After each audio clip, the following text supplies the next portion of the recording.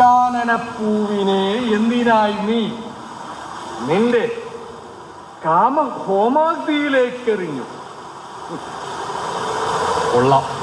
ശ്രീധരൻ മാഷും നീലിയും ബാലനും വീണ്ടും അരങ്ങിലെത്തി. മികച്ച രണ്ടാമത്തെ ചിത്രത്തിനുള്ള നാഷണൽ അവാർഡ് നേടിയ ആദ്യ ദക്ഷിണേന്ത്യൻ സിനിമയായിരുന്നു നീലക്കുയിൽ. ഈ സിനിമയാണ് ഇപ്പോൾ നാടകമായപ്പോൾ പ്രേക്ഷകർ ഇരുകൈ നീട്ടി സ്വീകരിച്ചത്.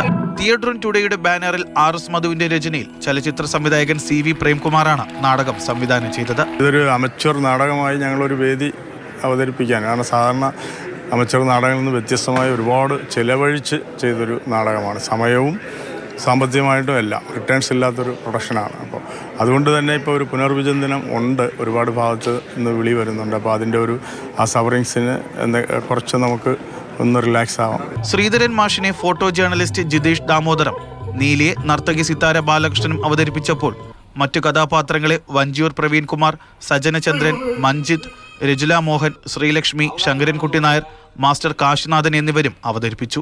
ഇനി എൻ്റെ പ്ലാൻ വെച്ചാൽ ഇനി ഇതേപോലെ നാടകത്തിൽ ഞാൻ ചേരും. അതാണ് ഇത്. ഇനി ഈ നാടകത്തിൽ ചേർന്നിട്ട് ഇനി ഓരോ നാടകം ചേർന്നത് വേറെ ഇല്ലാവും. അതാണ് എൻ്റെ ആഗ്രഹം. മലയാളത്തിലെ എക്കാലത്തെ മികച്ച സിനിമ നാടകമായപ്പോൾ അതിനെ ഇരുകൈ നീട്ടിയാണ് പുതിയ തലമുറയും സ്വീകരിച്ചത്. സുധീഷ് തിരുവല്ലയോടൊപ്പം ജിബിൻ JB, മാതൃഭൂമി ന്യൂസ്, തിരുവനന്തപുരം.